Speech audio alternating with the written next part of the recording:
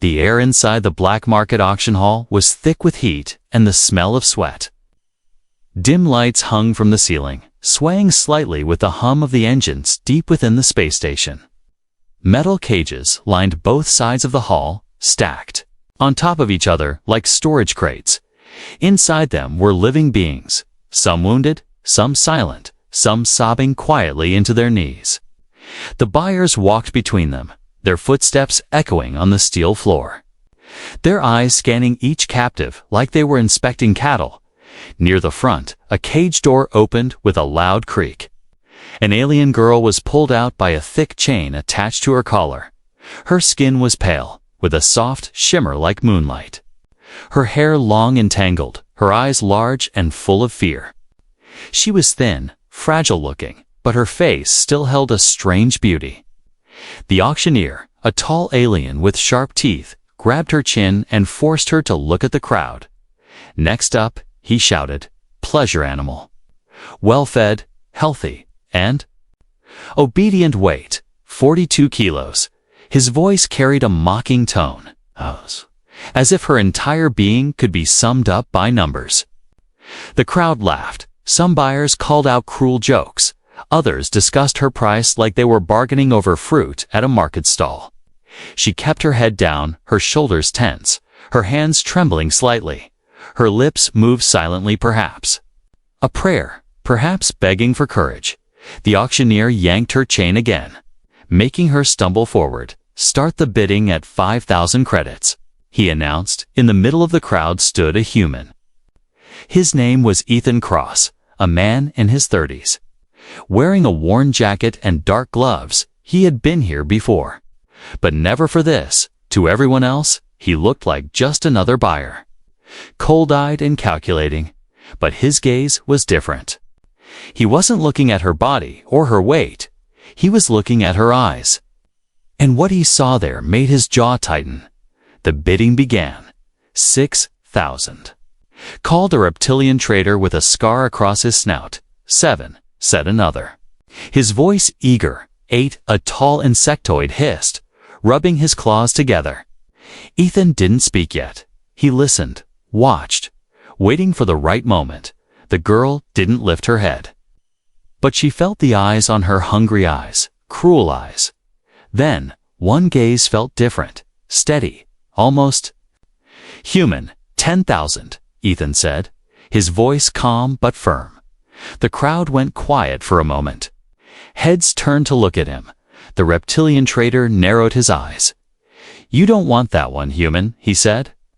"She's nothing but trouble." The auctioneer smirked. "She'll obey if you train her hard enough." Ethan didn't answer. He just kept his eyes on the girl. 11,000. Another buyer shouted. Ethan raised his hand again. 15,000. The alien buyers muttered among themselves, why was a human paying so much for something worthless? The auctioneer's grin widened. 15,000 credits. Going once. Going twice. No one else called out. "Sold to the human," the auctioneer announced. Slamming his metal staff on the floor, the chain was shoved into Ethan's hand. The girl flinched at his touch, expecting the same rough grip she always felt from her captors. But instead, he loosened his hold, giving her space. She glanced up at him for the first time. His face was calm, but his eyes were not like the others. There was no hunger, no cruelty. Only something she couldn't name yet. Around them, the crowd began to disperse. Some laughed at the fool human who wasted his credits. Others whispered about the trouble she might bring. The auctioneer leaned closer to Ethan and said quietly, "You paid too much for something that will get you killed." Ethan said nothing. He simply placed his jacket over the girl's shoulders, covering the collar. The auctioneer's smirk faltered. This was not the reaction he expected. As they walked toward the exit, the girl's legs felt heavy. Her mind raced. Why did he buy her? Was this just another cage, only different? But when they stepped into the cooler air outside the hall, Ethan slowed his pace. "You're safer now," he said quietly. She almost didn't believe the words. Safe was a word she had forgotten. The meaning of, in the shadows above, two figures watched them leave. One whispered to the other that human has no idea what he's just taken. The other grinned, then we follow. And when the time is right, we take her back. The girl didn't hear them. She just clutched the jacket tighter. For the first time in a long time, she felt the smallest spark of something she thought was gone forever, hope.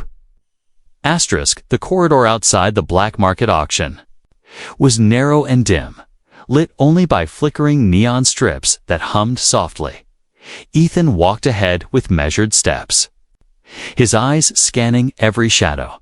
The girl followed closely, the heavy chain still dangling from her collar, though he kept no tight hold on it.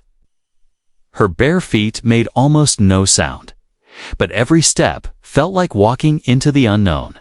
She didn't trust him, yet humans were rare in these parts, and the few she had seen were as cruel as any alien trader. Behind them, the auction hall doors slammed shut, and the noise of the crowd faded. The silence in the corridor was broken only by the distant hiss of steam pipes. The girl glanced over her shoulder. She thought she saw movement in the dark, but Ethan didn't turn. Instead, he spoke without looking back. Keep walking. And don't look afraid. She almost laughed at the command. She had lived in fear for so long that not feeling it seemed impossible. As they reached a cross-section, Ethan suddenly stopped. Two figures emerged from the shadows, the reptilian trader from earlier, and a shorter alien with pale, glassy eyes. The reptilian's grin showed sharp teeth. 15,000 credits for that worthless creature. You're either rich or stupid, human. Ethan didn't flinch. Maybe I just like spending money, he said coolly. The shorter alien tilted his head. Or maybe you know what she really is. The girl froze, her heart pounding. What did they mean by that? Ethan's hand moved slowly toward his jacket pocket. The reptilian took a step forward. We'll make it easy for you. Hand her over. Okay, and we'll let you walk away. Ethan's voice was steady. Not happening. The reptilian's eyes narrowed. Then we take her. It happened fast. The shorter alien lunged forward. Reaching for the girl, Ethan grabbed the chain, not to pull her, but to yank her out of the attacker's reach in the same motion. He drew a compact blaster from inside his jacket and fired at the ground between them. The plasma shot sparked against the metal floor, forcing the aliens to step back. Last warning, Ethan said, his tone colder than before. The reptilian hissed in frustration. You have no idea what trouble you've bought yourself. Ethan's answer was a quiet, I'll take my chances.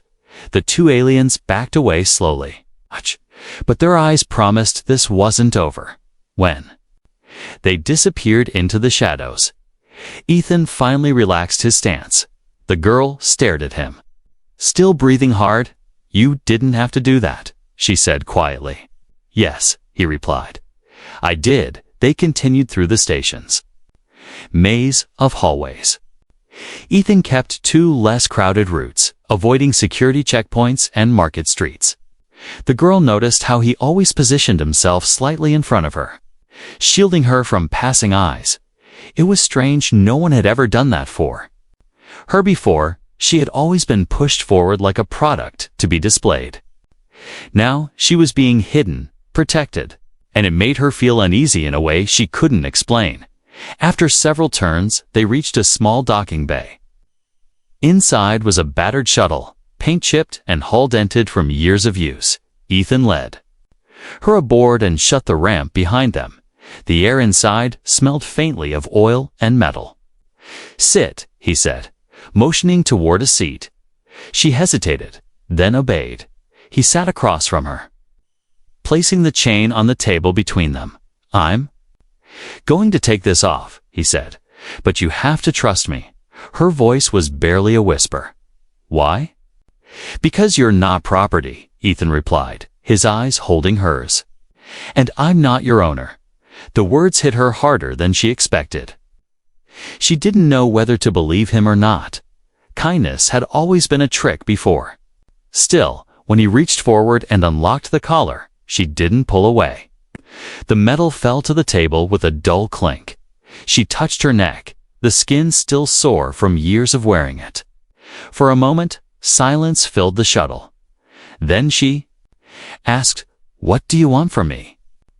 Ethan leaned back in his chair. Nothing. Her eyes narrowed. No one did anything for nothing. "You're lying," she said softly.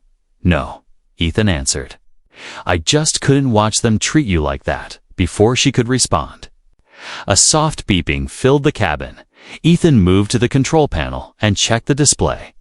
His jaw tightened. 2 unknown ships had just left the station, their course matching his. "They're following us," he said under his breath. The girl's stomach twisted. "The ones from before." "Probably," Ethan replied, powering up the shuttle's engines. "Hold on," he added. "Us." The ship began to lift off as the docking bay doors opened to the stars. The girl gripped the seat tightly. Ethan's eyes stayed fixed on the controls. But his mind was already running ahead. Whoever those ships belonged to, they wouldn't give up easily, and if they caught them, the girl would be back in chains, or worse. He glanced at her for a brief second. She was staring out at the endless black of space, her expression unreadable. But he knew one thing. Whatever she was running from, it was bigger than just a cruel marketplace, and Ethan Cross had just stepped right into the middle of it. The shuttle shook slightly as it cleared the station's outer docking ring. Ethan kept one hand on the controls and the other on a side panel, adjusting the power flow to the engines. The hum of the ship was steady, but he could feel the faint vibration of strain. This wasn't a high-performance craft. It was old, patched together from different ship models. If those 2 ships following them were fast, escape wouldn't be easy. The girl sat in the co-pilot seat now, her knees drawn close. She didn't speak, but her eyes kept moving between the front viewport and the blinking lights on the control board. Every so often, she would glance at Ethan, as if trying to read his thoughts. Finally, she broke the silence. "Why are they following us?" Ethan didn't look at her, because they don't want to lose what they think belongs to them. Her voice was quiet but sharp. "I don't belong to anyone." Ethan glanced at her then, and a faint smile touched his lips. "Exactly." He tapped a few switches, and the ship's radar showed 2 small blips in pursuit. "They're still on us," he muttered, mostly to himself. The girl leaned forward, her expression tightening. "If you let me go, they might stop chasing you," she said. Ethan's tone was firm. "Not happening." The stars stretched as the shuttle jumped to a higher speed. Outside, the vast emptiness of space was broken by the distant glow of asteroid fields and the faint light of a nearby moon. Ethan changed course suddenly, weaving toward the asteroid belt. The girl's eyes widened. "You're taking us in there." "That's dangerous." "That's the point," Ethan replied, harder for them to follow. The asteroids loomed larger, massive rocks slowly spinning in the darkness. The shuttle slipped between them, engines humming with effort. One wrong move, and they could smash into a rock the size of a small city. Behind them, the pursuing ships hesitated at the edge of the field. For a moment, it seemed like they might turn back. But then both blips on the radar moved in, following. Ethan cursed under his breath. "They're not giving up." He took a sharp dive under a tumbling boulder, the ship tilting hard enough to make the girl grab the seat's armrest. The metal walls rattled as they skimmed dangerously close to another asteroid. "You've done this before," she said, half accusing, half impressed. Ethan smirked slightly. Once or twice, suddenly, the ship's warning alarm blared. A bright red light flashed on the radar. One of the pursuers had locked a missile. Ethan's hands moved quickly, adjusting thrusters and flipping a switch on the control panel. The rear of the shuttle released a trail of small metallic flares, each glowing bright in the darkness. The missile veered toward the heat signatures, exploding in a silent flash far behind them. The girl blinked in shock.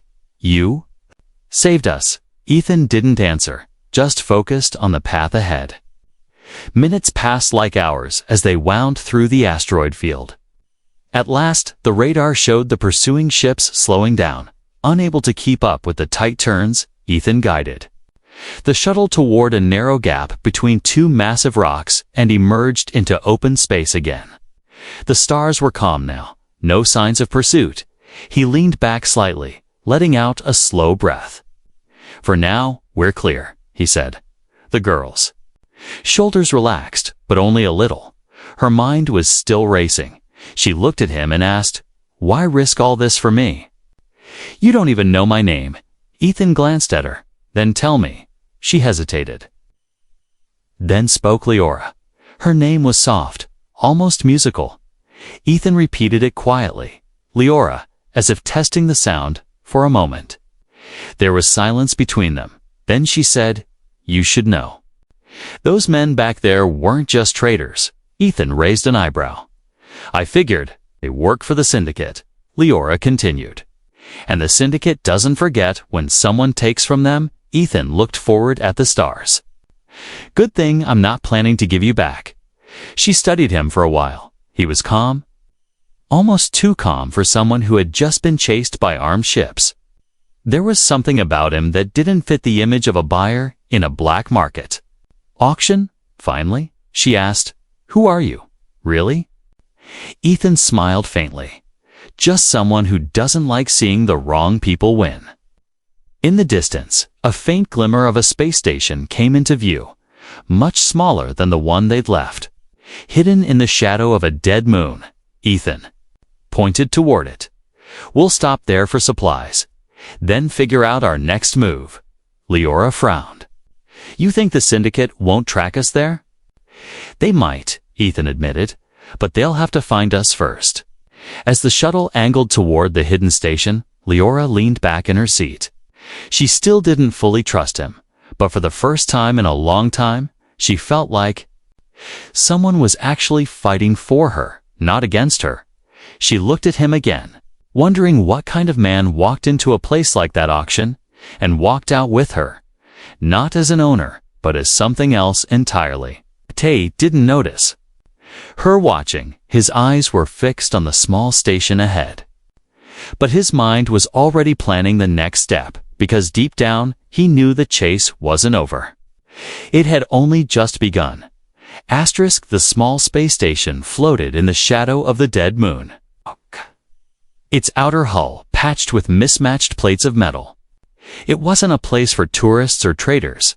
It was a place for those who wanted to be forgotten. Ethan guided the shuttle toward one of the private docking bays. Entering a code on the control panel, the heavy doors slid open slowly and the shuttle settled down on an uneven landing platform.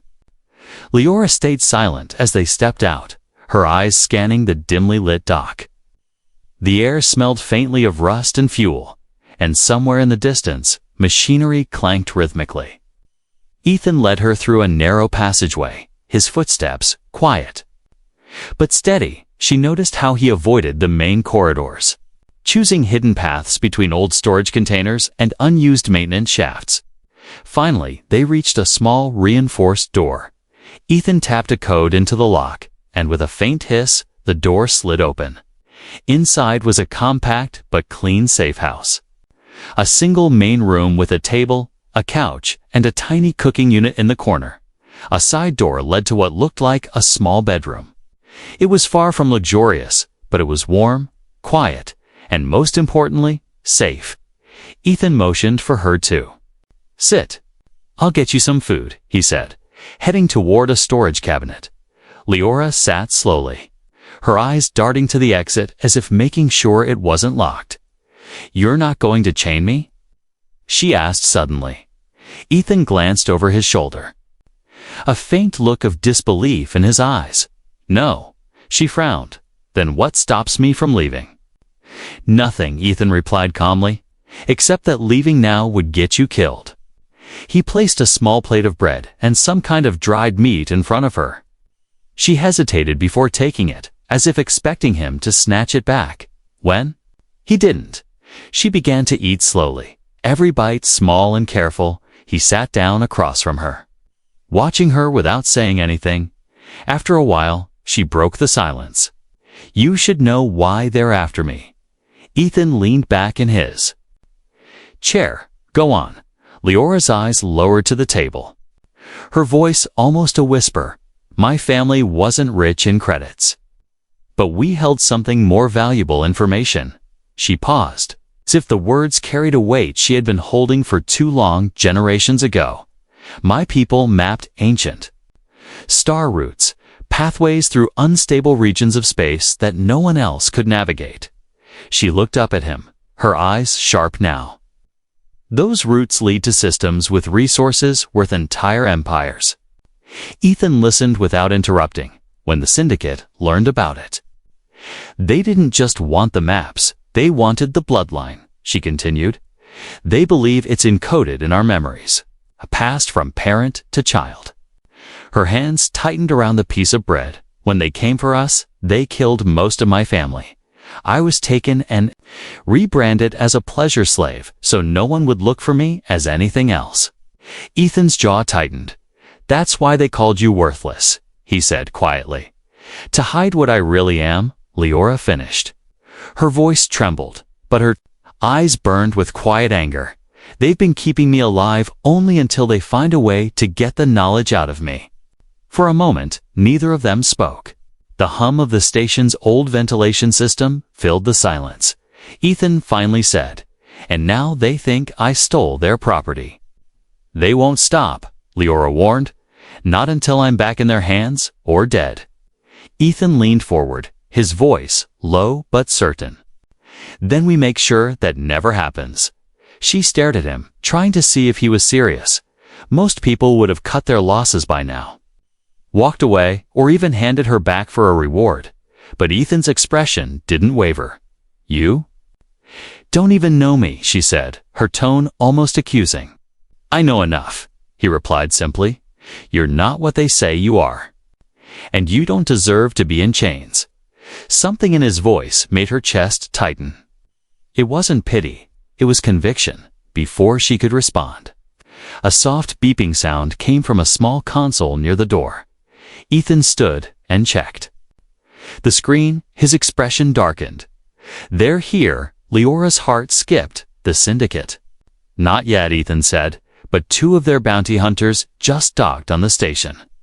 He grabbed a small pack from the corner and began loading it with essentials, weapons, food, a datapad. Leora stood quickly. "You're leaving?" "We're leaving," Ethan corrected. "This safe house isn't safe anymore." She hesitated, then nodded. She had been running for so long. But now she wasn't running alone. As they moved toward the back exit, Ethan glanced at her. "From now on, no one calls you a pleasure animal," he said firmly. "What am I then?" she asked, almost teasing, despite the fear. He gave a faint smile. "Someone worth more than they could ever pay for." The sound of footsteps echoed. In the distance, they slipped through the hidden passage and into the shadows of the station's underbelly. For Leora, the safe house had been the first place in years where she felt even a little secure.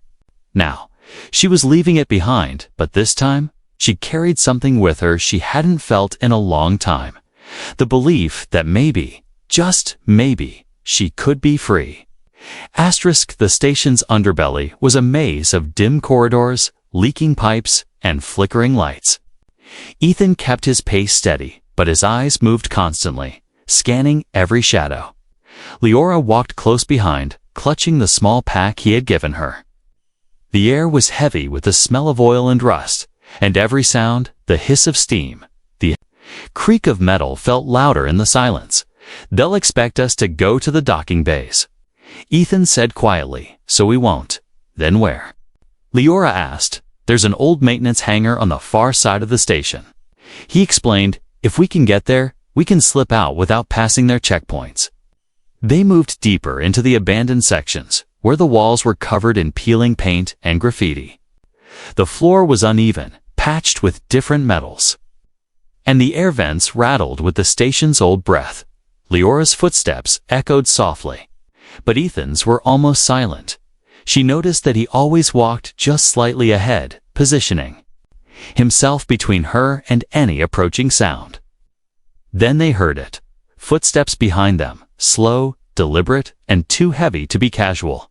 Ethan stopped, his hand lowering to the blaster at his side. Leora froze, her breath catching. The footsteps grew louder, joined by another set from a side corridor. From the shadows, two figures emerged, both armed, both wearing light combat armor. One was a tall humanoid with pale, scarred skin and glowing red eyes. The other was shorter, broader, with a mechanical arm that hummed with power. Well, the tall one said, his voice dry and mocking. "Look what we have here, the human who thought he could shop in our market and walk away." Ethan didn't answer. The shorter one grinned, showing jagged teeth, the Syndicates paying a lot for her return. Leora's hands tightened around the strap of her pack. "And if I don't go?" she asked. The tall one shrugged. "Then we drag you." Ethan's blaster was in his hand before either of them moved. "Not happening," he said coldly. The two bounty hunters exchanged a look. The mechanical-armed one stepped forward. "You can't take both of us, human?" Ethan smirked faintly. "You'd be surprised." The fight erupted in a blink. The tall one drew a long blade, swinging toward Ethan. Ethan blocked with his forearm guard and fired at the same time. Forcing the attacker to leap back, the shorter one lunged for Leora, his mechanical arm reaching out like a steel claw. But she moved faster than he expected, ducking under his grasp and smashing her pack into his side. It didn't hurt him much, but it bought her a few seconds. Ethan twisted away from another strike, kicked the tall one's leg out, and fired a shot into the wall near his head. The flash and sound disoriented him, giving Ethan the chance to shove him backward. "Run!" Ethan shouted to Leora. She didn't hesitate. They both bolted down the corridor, their footsteps pounding against the metal floor. The bounty hunters followed, their voices echoing, "They won't stop." Leora panted. "I know, Ethan," replied, not slowing. They turned sharply into a side passage and slipped through a half-open maintenance hatch. Inside was a narrow crawlspace, lit only by the dim glow of exposed wiring. They crawled quickly, the sound of their pursuers fading behind them when they emerged on the other side. They were in a storage area filled with crates and old equipment. Ethan closed the hatch and wedged a metal pipe through the handle. "That'll slow them down," he said, breathing heavily. Leora looked at him, her chest still rising and falling. "Fast, you could have left me back there," she said. "I could have." Ethan agreed, "But I didn't." They didn't have much time. Ethan found a service door leading to another corridor and motioned for her to follow. The maintenance hangar was still several sections away as they moved. Leora spoke again, her voice quieter now. "Why are you risking this? You could have walked away with your credits." Ethan glanced at her. "Because I've seen what the Syndicate does to people like you." Her eyes softened for just a moment. Then a sudden noise made them both stop. A sharp hiss, followed by a thud. Ethan raised his blaster, stepping toward the sound from behind a crate. A small maintenance droid rolled into view. Its sensors glowing, it scanned them quickly, then beeped and rolled away. Ethan lowered his weapon. "We should move. They could track that droid's feed." Minutes later, they reached a long corridor leading to the hangar. But standing at the far end were three more armed figures. Leora's breath caught. They're everywhere. Ethan's eyes narrowed, scanning the walls, the ceiling. Every possible escape. Finally, he spotted an emergency hatch halfway up the wall. "Climb," he said, motioning toward it. He crouched down, letting her step on his back to reach the hatch. She pulled it open and slipped inside, then turned to help him up as he climbed in. One of the figures at the end of the hall spotted them and shouted. Blaster fire lit up the corridor, bolts slamming into the wall below them. Ethan pulled the hatch shut, and they moved through the narrow upper maintenance path. When they finally Dropped down into the hangar. It was quiet. A single small cargo ship sat in the center. Its lights dim. Ethan grinned faintly. Looks like we just found our ride. Leora stared at him. And if it belongs to someone dangerous. Then we'll ask nicely, Ethan said. But his tone made it clear he wouldn't be asking at all. As they moved toward the ship, Leora realized something. The Syndicate had the numbers, the weapons, and the reach. But Ethan had something they didn't. The refusal to let go?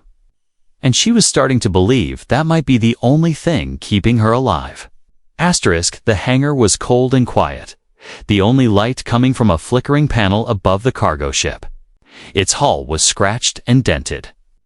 The kind of vessel that blended into every port without drawing attention. Ethan moved quickly, checking the ramp controls. To his relief, the ship wasn't locked inside. Now, he said to Leora, she didn't argue, rushing up the ramp while Ethan followed close behind.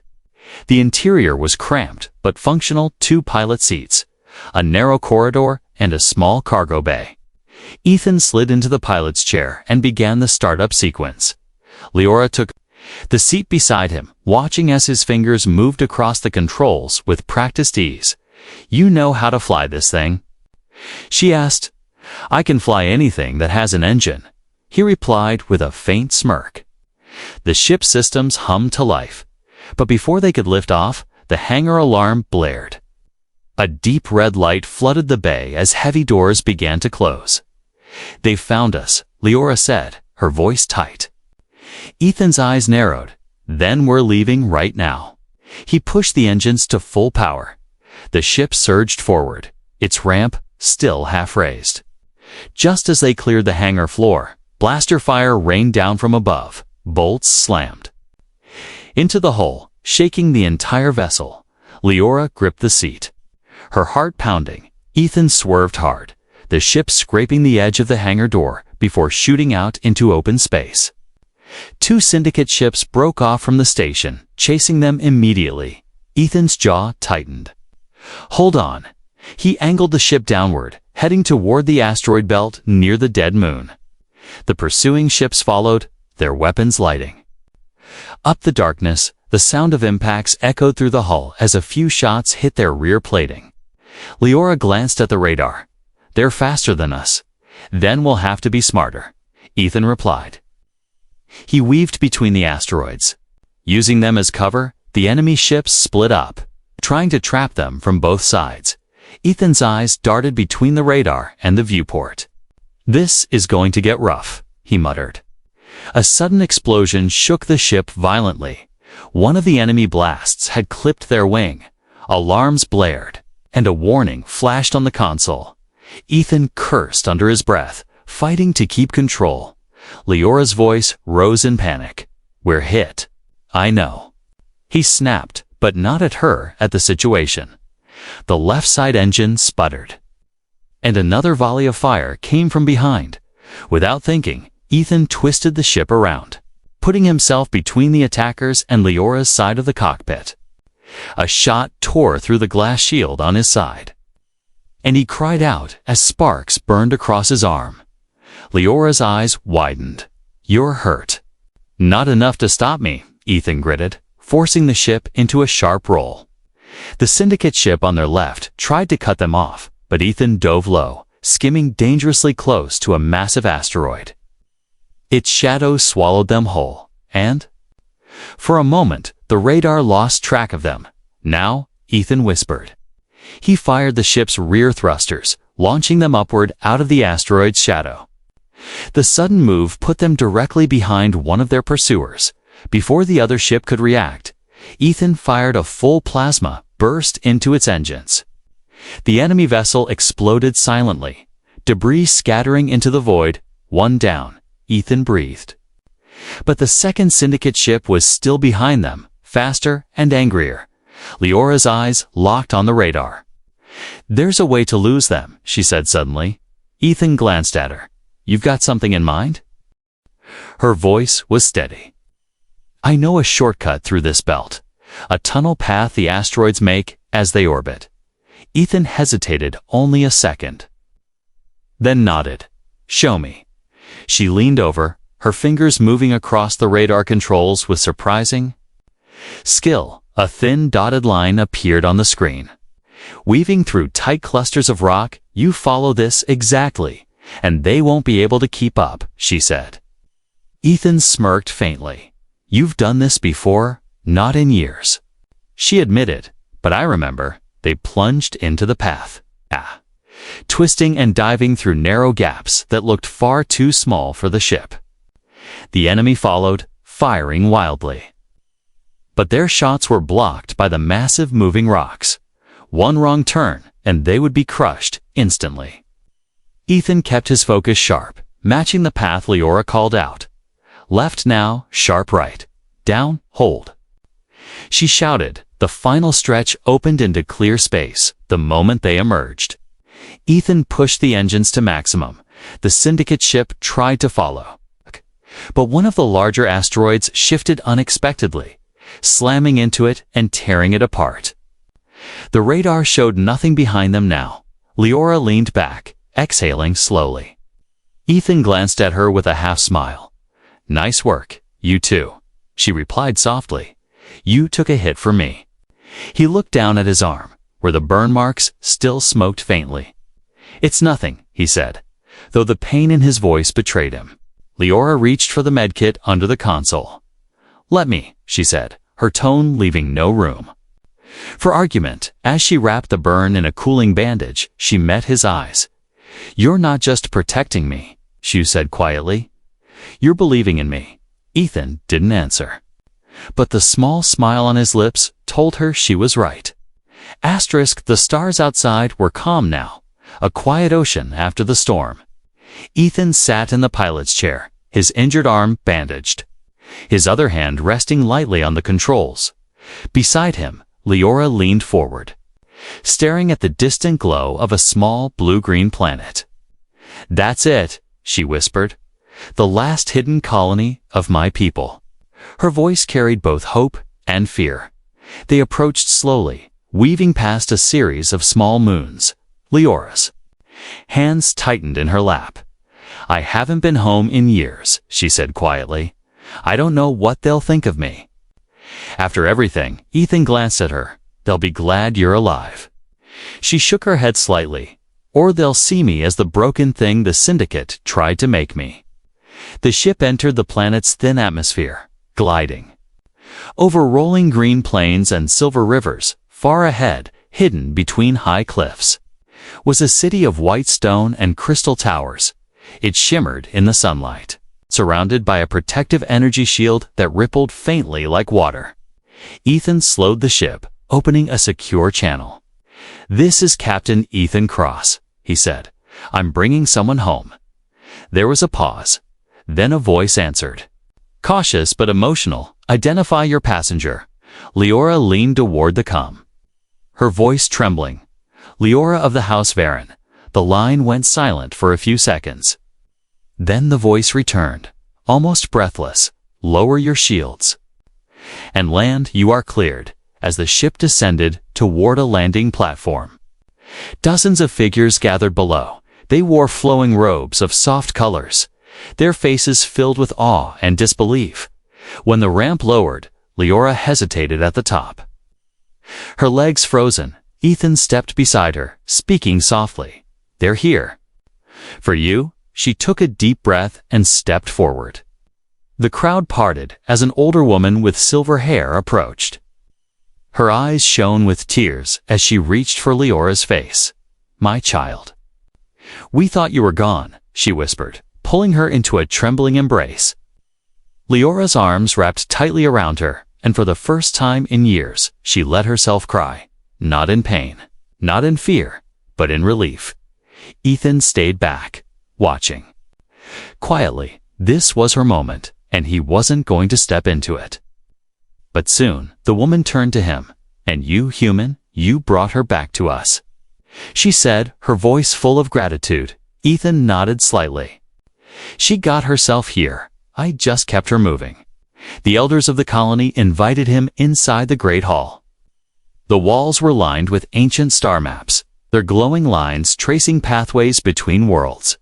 Ethan noticed Leora's gaze linger. On them, the faint recognition in her eyes confirming her heritage. An elder spoke. "The Syndicate has been hunting our roots for decades, and yet you've protected the one who carries them." Ethan shrugged. She's more than what they wanted her for, much more. After the meeting, Leora found him outside, standing near the edge of the landing platform. The sun was setting, casting golden light across the cliffs. "They want me to stay," she said softly. "I figured," Ethan replied. "And they want to offer you a place here," she continued. "They say you've earned it." Ethan looked out at the horizon, a faint smile on his lips. "I'm not the staying type," he said. Leora stepped closer, her voice quieter. "Then at least tell me why you did it. Why you risked everything." Ethan's eyes met hers, steady and calm. "Because you were worth it," he said simply. Her breath caught at his words. She remembered every moment, the auction, the chases, the fights, the wounds he took for her. And now, standing here in the safety of her people, she realized what that meant. He hadn't just seen her as someone to save, he had seen her as someone who mattered. She smiled faintly. Then, "Promise me something." "What?" he asked. "That you'll come back," she said, her tone both gentle and firm. Ethan smirked. "You'll see me again, that I can promise." The colony gathered behind her, ready to welcome her fully. Ethan took one last look, then headed up the ramp of his ship. Leora watched him go, the wind lifting her hair as the engines began to hum. When the ship lifted into the sky, she felt no sadness, only certainty. Because she knew this wasn't the end of their story. It was just the first chapter of something bigger, far above. Ethan's ship turned toward the stars. He didn't have a plan, not yet. But he knew one thing. In a galaxy full of greed and cruelty, there would always be someone else worth saving. And as long as he could fly, he'd be the one to do it.